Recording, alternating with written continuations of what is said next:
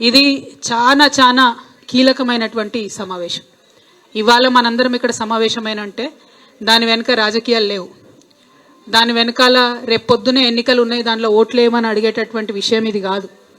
ఇవాళ మనందరం ఇక్కడ కలిసినామంటే అంతర్జాతీయ మహిళా దినోత్సవం రాబోతా ఉన్నది. మార్చి 8వ తారీఖు అంతర్జాతీయ మహిళా దినోత్సవం వచ్చే లోపలనన్నా మరి పోయిన సంవత్సరం అంతా మహిళల గురించి మనం ఏం మాట్లాడుకున్నాము, వచ్చే సంవత్సరంలో మన బతుకులు ఎట్లా మారాలి అనేటటువంటి ఆలోచన చేసుకోవాల్సినటువంటి సమయం.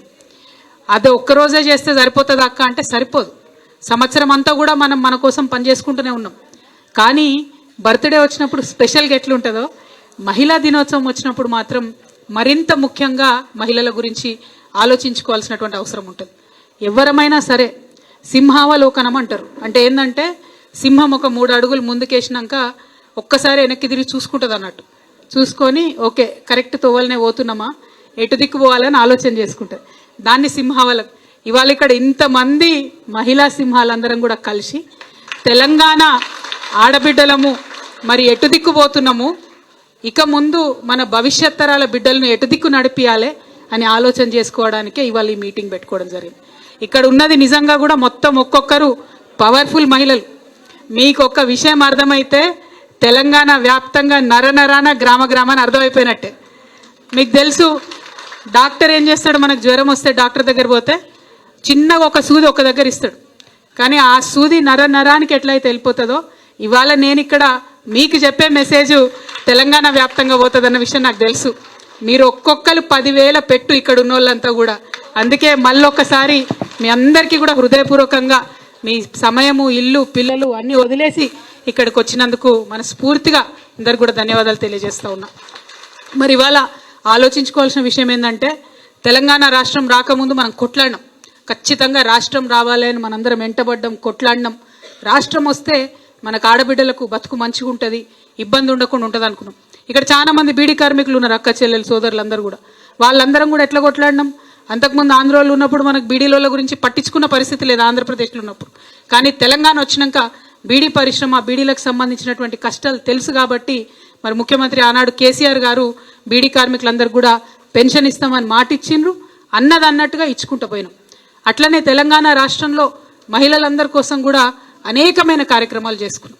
కానీ ఇవాళ ఏం జరుగుతున్నదో ఒకసారి చూడాలి దయచేసి. ఏం జరుగుతుంది ఇవాళ?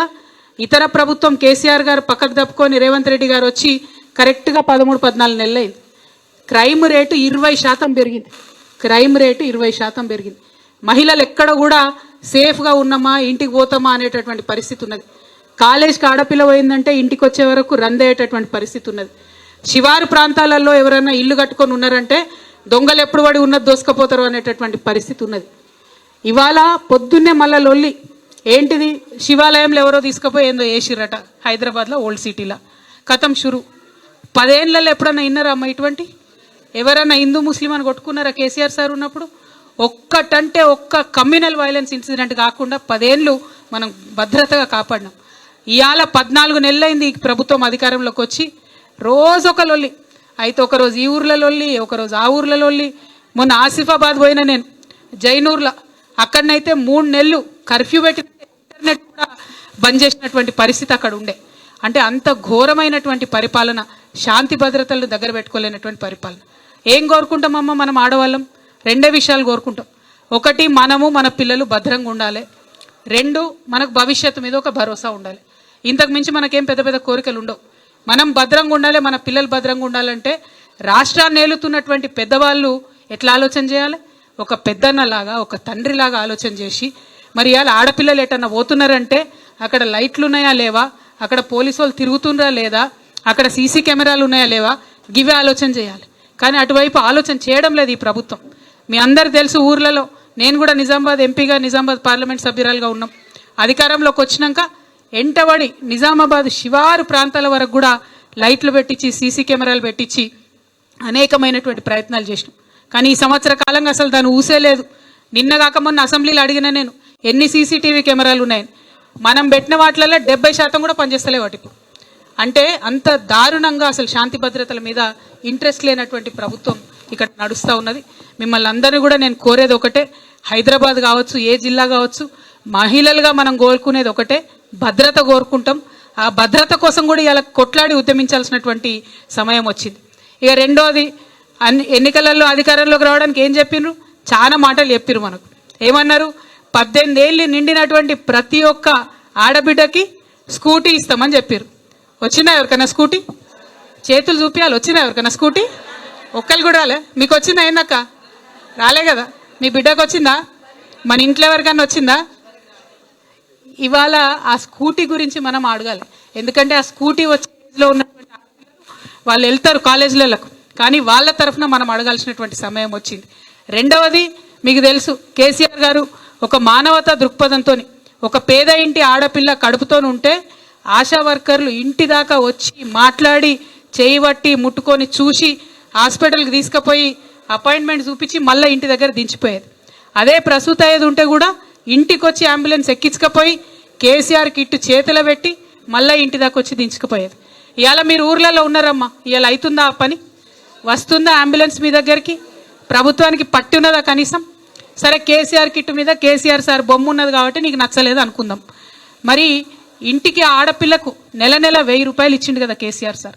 పేద ఇంటి ఆడపిల్ల కడుపుతోని కూలి వేసుకునే పరిస్థితి ఉంటుంది, అట్లా ఉండొద్దని 1000 రూపాయలు ఇచ్చిండు కదా. పోనీ అవ్వన్న ఇవ్వచ్చు కదా. ఇంత మానవత్వం లేకుండా ఉంటారా రేవంత్ రెడ్డి గారు? మీరు ఇంత మానవత్వం లేకుండా ప్రభుత్వం నడుస్తుందా? జరుగుతున్న మంచి పనులు పార్టీలు ఎవరన్నా ఉండొచ్చు, ఖచ్చితంగా ప్రజలకైతే అందాలి. ఇవాళ నేను ఇక్కడ నుండి డిమాండ్ చేస్తా ఉన్నా, ఖచ్చితంగా కేసీఆర్ కిట్ పథకంలో ఏదైతే ఇదివరకు మనం నెలకు 1000 రూపాయలు ఆడబిడ్డలకు ఇచ్చినామో పేద ఇంటి ఆడపిల్లలకు, అది రావాలే, ఇయ్యాలని చెప్పి నేను డిమాండ్ చేస్తా ఉన్నా. ఆనాడు సర్కార్ దవాఖాన్లు మనం మంచిగా చేసుకున్నాం. ప్రైవేట్ హాస్పిటళ్ళకు పోతే ఒళ్ళు గుల్ల అవుతున్నది, ఇల్లు గుల్ల అయ్యే పరిస్థితి ఉన్నది, వాళ్ళు అవసరం ఉన్నా లేకున్నా ఆపరేషన్లు చేస్తున్నారు అనేటటువంటి ఒక బాధతోని ప్రభుత్వ ఆసుపత్రులు మంచిగా చేసుకున్నాం. మళ్ళీ ఇప్పుడు ఏమైంది? ఉల్టా సిస్టమ్. ప్రభుత్వ ఆసుపత్రికి పోవాలంటే భయపడే పరిస్థితి వచ్చింది. దయచేసి ప్రభుత్వ ఆసుపత్రుల మీద శ్రద్ధ పెట్టాలని కూడా ముఖ్యమంత్రి గారిని మేము డిమాండ్ చేస్తూ ఉన్నాం. ఇవాళ ఇక్కడ ఇంకో మాట మనం ఆలోచన చేయాలి. ఇక్కడ ఉన్న కాంగ్రెస్ నాయకులను ఎవరు ప్రజలు నమ్మరే. తెలంగాణ ప్రజలు ఏం చేసిరు? కాంగ్రెస్ నాయకులు ఢిల్లీ నుంచి సోనియా గాంధీని తీసుకొచ్చిరు, ప్రియాంక గాంధీని తీసుకొచ్చిరు, రాహుల్ గాంధీని తీసుకొచ్చిరు. వాళ్ళకు వచ్చిరాని తెలుగులో 2-3 చిలక పలకలు పలికిరు. ఏమన్నారు? మీకు ప్రతి మహిళకు 2500 రూపాయలు ఇస్తాం, ఖచ్చితంగా ఇస్తాం. సోనియమ్మ ఇగో ఇది నా గ్యారంటీ అని 6 గ్యారంటీలు సోనియమ్మ గారు ఇచ్చారు. రేవంత్ రెడ్డి గారి ముఖం చూసి కాదు, సోనియా గాంధీ గారి ముఖం చూసి, రాహుల్ గాంధీ గారి ముఖం చూసి, ప్రియాంక గాంధీ గారి ముఖం చూసి కొంత ఆడబిడ్డలు సరే ఇస్తా అంటాడు కదా. కేసీఆర్ సార్ 2000 ఆల్రెడీ ఇస్తున్నాడు, ఈయన 4000 ఇస్తా అంటుండు, ఈయన 2500 ఇస్తా అంటుండు అందరికీ ఆడపిల్లలకు అని చెప్పి సరే అవకాశం ఇద్దామని ప్రజలు అవకాశం ఇచ్చారు. కానీ ఇవాళ పరిస్థితి ఏమైంది? 14 నెలలు అయితే 2500 రూపాయలు ఎవరికి వస్తలేవు. అంటే ఎంత బాకీ పడ్డాడు రేవంత్ రెడ్డి గారు? మనకు 35,000 పైసలకు బాకీ పడ్డాడు. అంతేనా? ఒక్కొక్క ఆడబిడ్డకు. ఇవాళ డిమాండ్ చేస్తూ ఉన్నాం, మా ఆడబిడ్డలందరికీ కూడా 35,000 రూపాయలు మీరు అకౌంట్లో వేయండి, నెల నెలకు 2500 రూపాయలు ఇవ్వండి అని నేను డిమాండ్ చేస్తూ ఉన్నాం.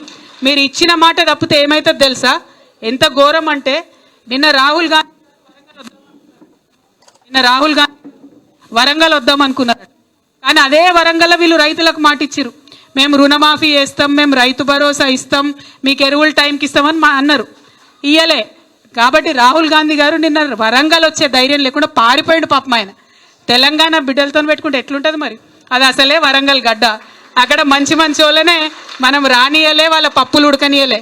రాహుల్ గాంధీ గారు ఇవాళ హైదరాబాద్ వరంగల్ వద్దాం, తెలంగాణ వద్దాం అంటే ఇచ్చిన మాట ఇవ్వకుండా ఎక్కడన్నా తిరిగితే ఊకో. నువ్వు మంచి అవకాశం ఇచ్చినటువంటి మాట తప్పితే అస్సలే ఊరుకోరు. నిన్న వరంగల్లో జరిగింది. ఇవాళ నేను చెప్తున్నా, మా ఆడబిడ్డలకు ఇచ్చినటువంటి మాటలు కనుక మీరు పూర్తి అయిపోతే రేపు తెలంగాణలో ఎక్కడికి కూడా రాలేని పరిస్థితి వస్తుంది ఈ గవర్నమెంట్కు. ఆ విషయం ఆలోచన చేసుకోవాలి. మనకు 200 యూనిట్ల కరెంట్ ఇస్తామన్నారు, అది ఇవ్వమంటున్నాం. మీరు నెలకు 1 సిలిండర్ 500కి ఇస్తామంటున్నారు, అది ఇవ్వమంటున్నాం. రేషన్ కార్డులు ఇస్తామన్నారు, అది ఇవ్వమంటున్నాం. మేమేం కొత్త మీరు చెప్పింది చెప్పినట్టుగా చెయ్యమని మాత్రమే అడుగుతా ఉన్నాం. ఇవాళ మనము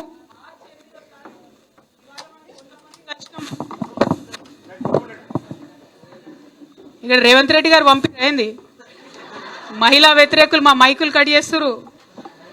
ఓకేనా? వినబడుతుందని? ఇవాళ తెలంగాణ వ్యాప్తంగా 33 జిల్లాల నుంచి ఇక్కడికి మా ఆడబిడ్డలు వచ్చారు. శాంపుల్ మాత్రమే ఇది. మార్చి 8 నాడు సినిమా అసలు ఉంటుంది. ఆ రోజు మహిళా శంకారావం మనం చేయబోతా ఉన్నాం. బూటకపు మాటలు చెప్పి మహిళలతో ఓట్లు వేయించుకొని మహిళలకు 14 నెలలైన తర్వాత కూడా ఒక్క రివ్యూ మీటింగ్ పెట్టలేదు. అంటే ఎంత చిన్న చూపు ఉండాలి. ఆడపిల్లలు ఎందుకు అడుగుతారులే అని అనుకుంటున్నది ప్రభుత్వం. కానీ ఖచ్చితంగా అడుగుతాం. మార్చి 8వ తారీఖు నాడు ఇంకా బలంగా అడుగుతాం. రాష్ట్ర వ్యాప్తంగా తరలి వచ్చి అడుగుతామని ఈ సందర్భంగా తెలియజేస్తూ, మరి మహిళలను మీరు అల్కగా తీసుకోకండి. మాకు ఇచ్చినటువంటి మాటల మీద గౌరవ ముఖ్యమంత్రి గారు తక్షణమే రివ్యూ మీటింగ్ పెట్టాలి. రేషన్ కార్డులు నిన్న పోర్టల్ ఓపెన్ అయిందన్నారు, మళ్ళీ చూస్తే మళ్ళీ బంద్ అయిందంటారు, మళ్ళీ ఓపెన్ అయిందంటారు. అది నిరంతర ప్రక్రియగా జరిగేటట్టు దయచేసి చేయాలి. రెండవది 200 యూనిట్ల కరెంటు 500 మందికి ఒకరికి వస్తున్నది, అందరికి వస్తలేదు. వచ్చేటట్టుగా పేదవాళ్ళకి అందేటట్టుగా ప్రయత్నం చేయాలి. మీరు ఫ్రీ బస్ ఇచ్చిండ్రు, మిగతా అని తుసుమనిపించారు. అట్లా కాకుండా ఫ్రీ బస్ ఇచ్చినప్పుడు కూడా మహిళలకు గౌరవం లేకుండా పోతున్నది, మర్యాద లేకుండా పోతున్నది. బస్సుల సంఖ్య దయచేసి పెంచండి. బస్ స్టాండ్లో డ్రైవర్లను ఆపేటట్టుగా మీరు స్ట్రిక్ట్గా వాళ్ళకి ఇన్స్ట్రక్షన్లు ఇవ్వండి. ఆర్టీసీ కార్మికులవి కూడా గోస పోసుకోకరి, వాళ్ళ కడుపు కొట్ట, వాళ్ళ జీతాలు టైంకి ఇన్రి, మా ఆడబిడ్డలకు కరెక్ట్గా సేవ చేసేటట్టుగా వాళ్ళని ప్రయత్నం చేయండి. బస్సుల సంఖ్య పెంచమని కూడా నేను చేస్తూ ఉన్నాను. మరి ఇవన్నిటి కార్యాచరణతోని ఖచ్చితంగా మార్చి 8 నాడు జరిగేటటువంటి ఇందిరా పార్కులో జరుగుతుంది మహిళా శంకారావం. తెలంగాణ జాగృతి తరఫున జరుగుతుంది. దానికి పెద్ద ఎత్తున మనందరం కూడా హాజరై ఈ గవర్నమెంట్కి మహిళా శక్తి ఏందో చూపిద్దాము. మహిళలకు ఇచ్చినటువంటి మాటలన్నీ కూడా ఇచ్చే విధంగా పోరాటం చేద్దాము.